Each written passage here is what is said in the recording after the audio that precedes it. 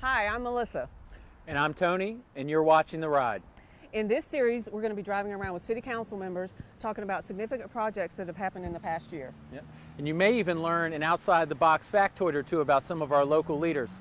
Let's ride. Let's ride.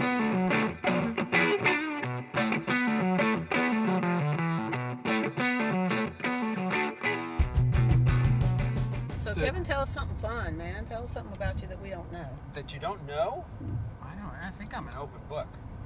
I'm not sure that's the case. I can tell you, I know that Tony's big on rap music. I don't know if you know that I actually represented the entire compendium of the music of Two Live Crew. What? Yes! What? You've heard it here first. We can just stop this ride. I feel like we've accomplished everything we needed to. One of the biggest cases I ever handled dealt with the rights to the song.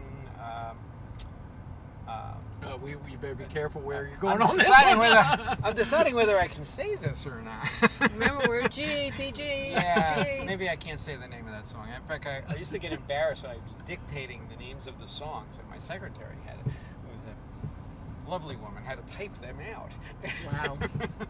Harkening back farther, I understand you carried a big gun and protected gold. I did. I was in the Army. I was not a warrior. Fortunately, I was stationed in the States at Fort Knox. In fact, you could see the gold vault from our barracks. Wow, really? And during the entire time I was there, no gold was stolen. And you were drafted, is that right, Kevin? Yep. For Vietnam?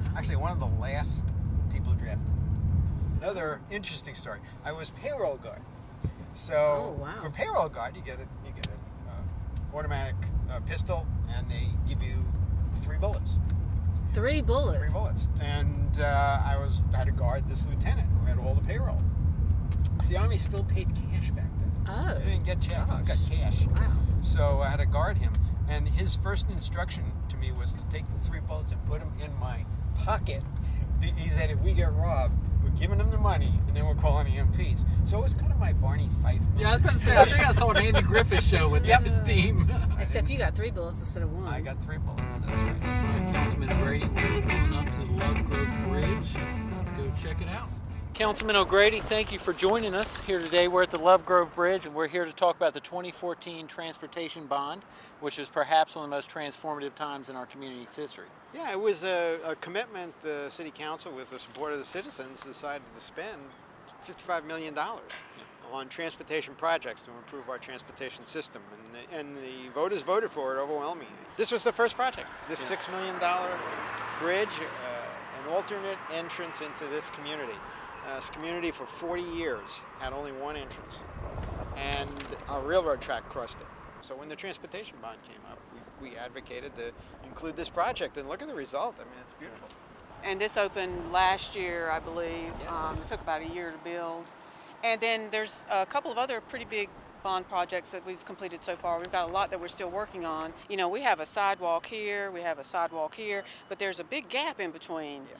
So we had a lot of infrastructure in place, but we didn't have it connected, and that was part of the sidewalk part of the bond. It was to connect those goat paths, and of course connecting them as well to all of our bicycle trails. Now, we have the Cross City Trail, which is now completed. In the transportation bond, we have additional bicycle trails, and again, we looked at it like a subway map. How do we make these all interconnect so you can get from different parts of the city to another part of the city by bicycle? And we put in a couple of crosswalks, I know, over on, I believe, Carr Avenue. And when we put in the crosswalks, we're putting in the ped heads and everything, right? The signals. Sure, all of them get pedestrian. Another project, a big project from the bond, was Eastwood Road, the medium project there. That's happening now, right? Yes. Eastwood Road had what I call the suicide lane in the middle. But there's going to be center medians now and turnarounds, which will make it a much safer road and will improve the traffic flow. The last thing that I know of that's going to happen pretty soon as far as the bond projects is that section of sidewalk on Oleander. It's going to be, I believe, from, is it Pine Grove up to South College, I think? Yeah, there's a lot of residential neighborhoods that are separated from commercial, and by completing those sidewalks, we're making accessibility much better. What do you see as some of the infrastructure and transportation issues that this community is going to face going forward? People want to move here, and they want to live here, and that means we've got to prepare for there being more trappic.